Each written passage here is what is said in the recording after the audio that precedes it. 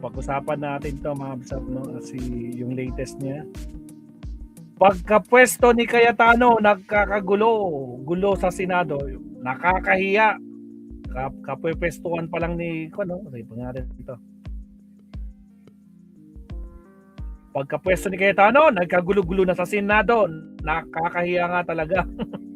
Actually, pati international news, pinag-uusapan si Bato, na tumatakbo. New York Times, pinag-uusapan. Wala nang maraming paligoy-ligoy pa. Diretso sa punto na. Maiksi lang ang komentaryo, pero diretso sa punto. Maraming kuro-kuro. May tiwali, may totoo. Dito, sa puntong diretso tayo. Punto, diretso. Obsessed talaga si Kami. Diyos ko po. Mula nang maging Pangulo ng Senado itong si Alan Peter Cayetano, kailang araw pa lang, ang gulo na. Ito na yung sinasabi natin. Ito na rin yung Legacy niya. Kaya nag-sponsor ng resolution yung 5 senador sa pangunguna ni Senate Minority Floor Leader Tito Soto, Senador Ping Lacson, Senador Kiko Pangilinan, Bam Aquino, Senadora Risa Hontiveros. Nag-sponsor sila ng resolution na voluntarily mag-surrender na sa autoridad si Bato. Huwag nang idamay ang Senado na magkakagulo. Kasi hanggat nandyan si Bato, ay magkakagulo yan.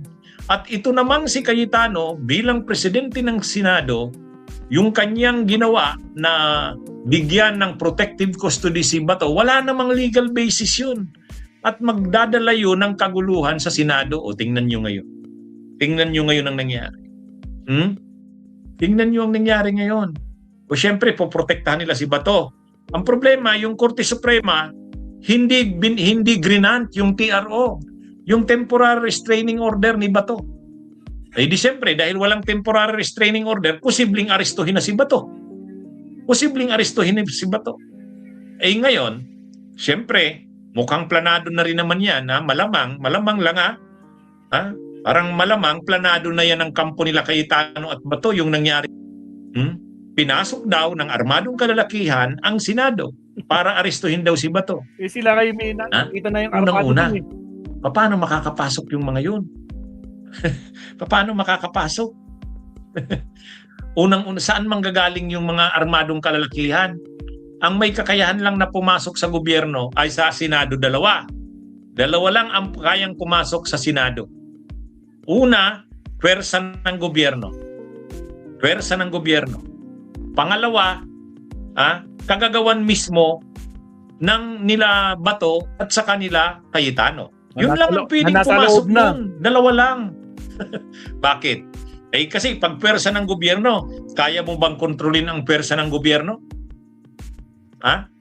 Napakamakapangyarihan ng gobyerno para hindi makapasok.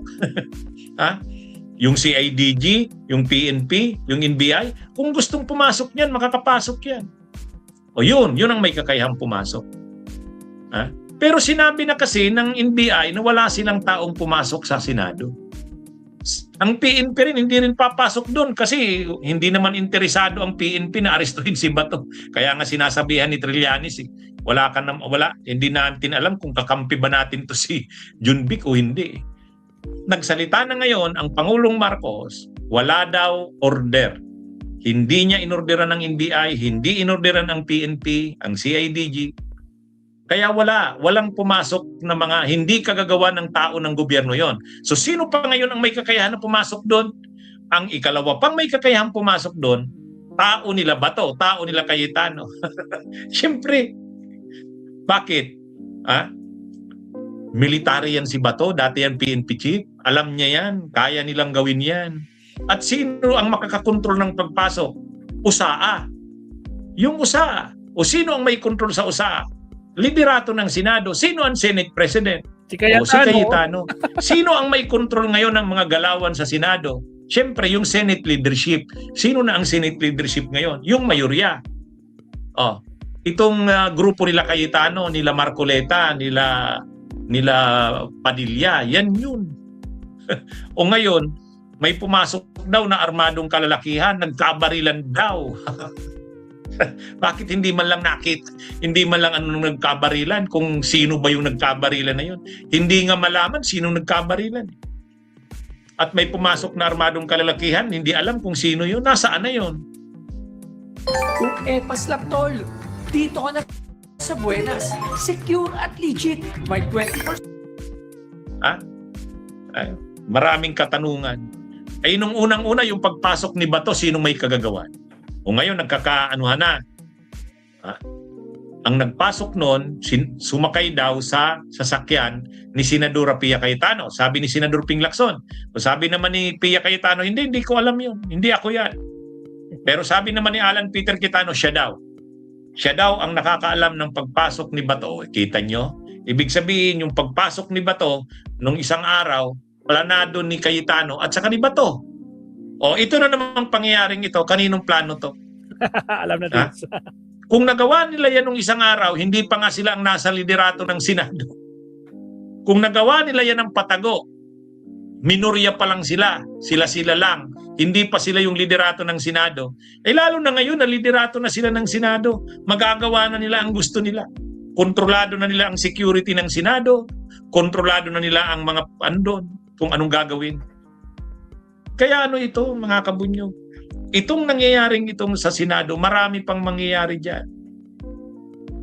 Kaya itong si Cayetano, dapat ito kasama sa imbestigahan ni Jun Vic Rimulya. Di ba, iimbestigahan daw ng PNP. Kasi nagsabi na rin si Pangulong Marcos, dapat malaman ang punot dulo nito.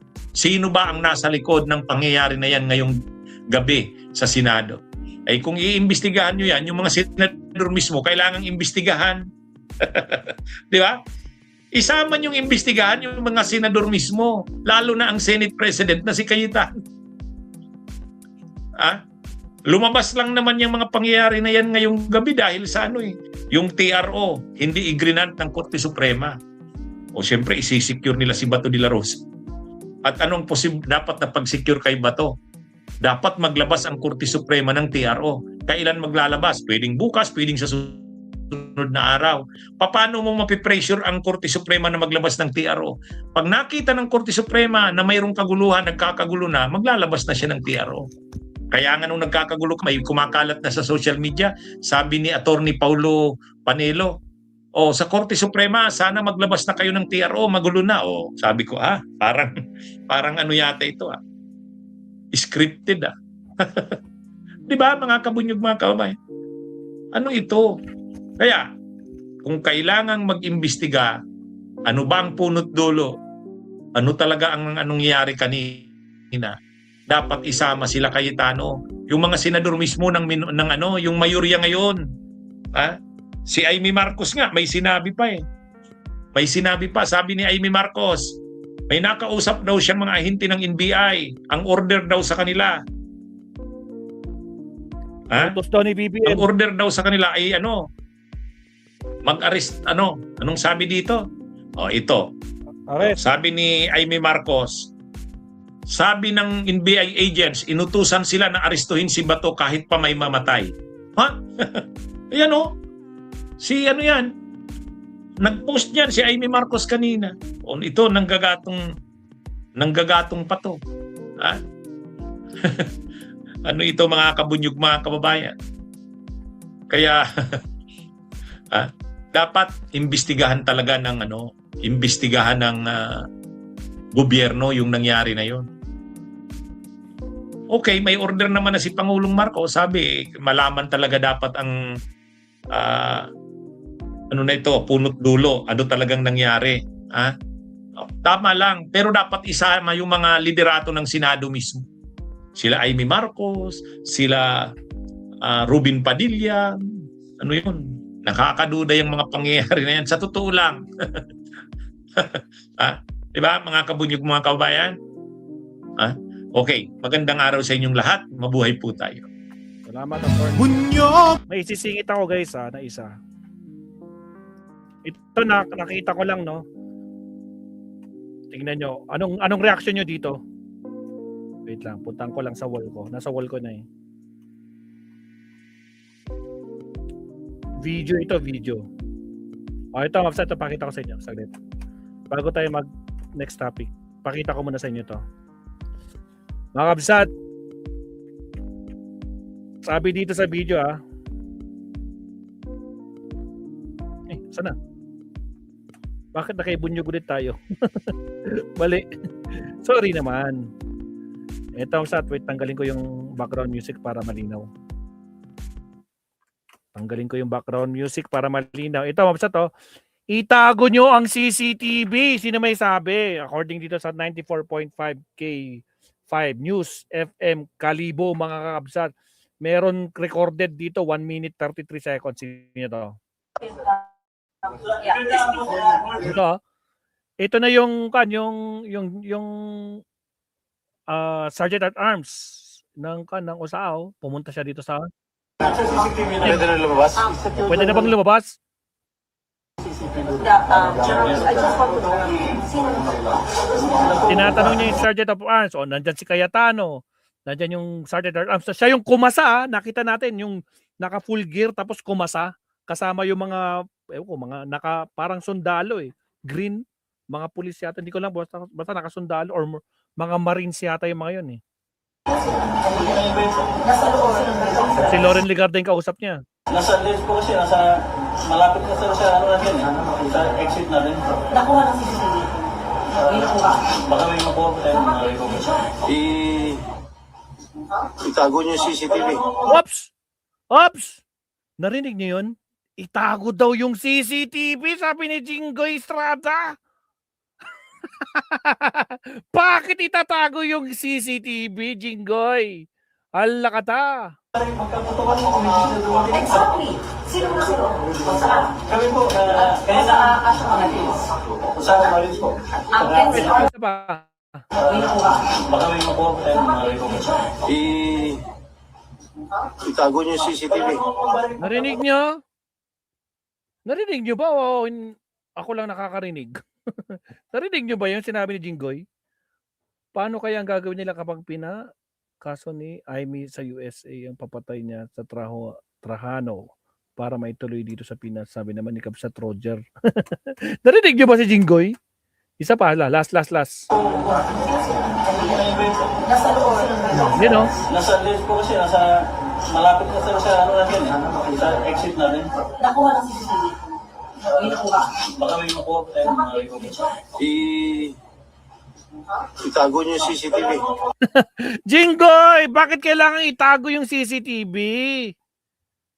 Bakit mo pinapatago yung CCTV? Yun nga yung makikita kung ano talagang totoong nangyari. Bakit kailangan itago yung CCTV? Ay, Diyos ko, Lord Rudy. O sabi dito, Hamsat, no? Sa isang, wait lang. Sige, mamay na lang. Last. Malapit na sa natin, sa exit na rin. Nakuha ng CCTV? Nakuha. Baka may makuha po tayo mga recommend. Itago niyo yung CCTV. Exactly. Sino? Kami po, kaya Sa Asha Marines. sa Marines po. Ang NCR, ang PNP nasa loob ng labas. Pinapasok po kasi based on the reports at saka nakita namin sa CCTV. Papasok na So mga kapsat, ang nagla-live dito, si Jinggoy. Yung page si Jinggoy. Baka malamang binura na nila to. Putragis ka, Jinggoy. Pistado ka. po sila sa Sino sila? mga NBI. NBI agents. Pero confirm na nakita ko na may NBI. NBI. At saka sinabi na, sino kayo NBI? Yung main Tapos sabay entrance. Yung main entrance. hindi naman sila sa dito sa lights na So, siyempre, Sa area o ano? hindi ko alam po kung saan sila. Ang atin o sa police at marines. Sila sa area o sa Hindi ko po siguro but conviction. Yeah, of course. Ako po, nagpapunta din ako kasi ako yung nasa unahan to check sana.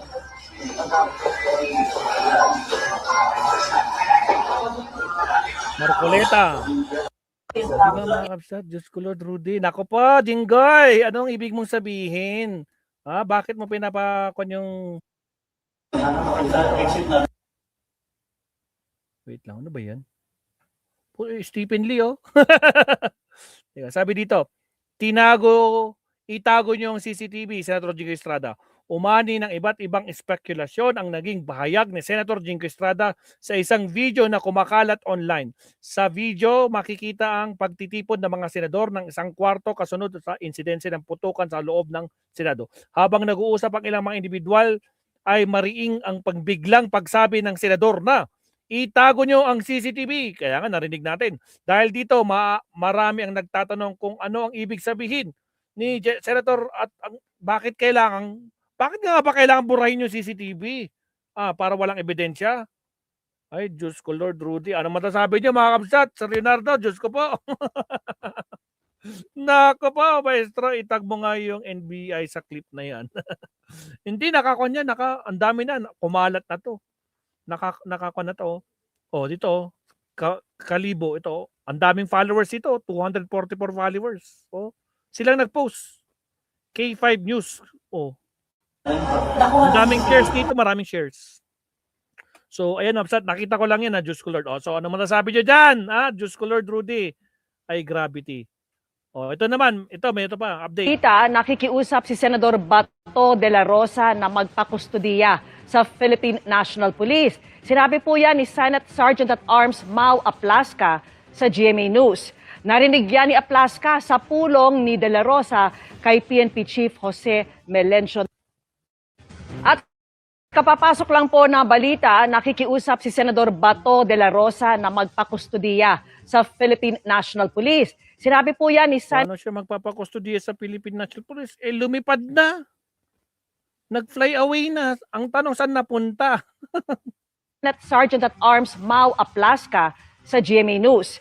Narinig yan ni Aplasca sa Yung si Aplasca, guys, yun yung kanina, kinakausap ni Loren, siya yun. Habang nagsasalita si Jinggoy, nasabi burahin yung CCTV. pulong ni De La Rosa kay PNP Chief Jose Melencio Nartates at DILG Secretary John Vic Remulla. Agoy. O siya, okay tayo guys. Next topic tayo. Nartates at DILG Secretary John Vic Remulla. Ulit na siya. Next topic tayo, If you think at one point hindi niya he cannot top yung incompetence niya, talagang he keeps on outdoing himself, no? Ito si Trillanes, binabanatan na naman niya si Remulla. He's there to protect Bato. If you're there Sabi nga niyo. alam mo, suko na ako dito kay Secretary John Vic. If you think at one point hindi niya he cannot top yung incompetence niya, talagang he keeps on outdoing himself, no? And grabe yun, sinabi niya kahapon, he's there to protect Bato. If you're there to protect Bato, ba't nakalusot sa'yo? Paano mo siya mapoproteksyonan? So, I give up on the guy. Diba, nung dinismantle daw po. Okay na tayo. To protect Bato, ba't Kailangan nakalusot ng palitan, kailangan na talagang palitan, mga kapsat. Okay, countdown na din tayo. Here we go.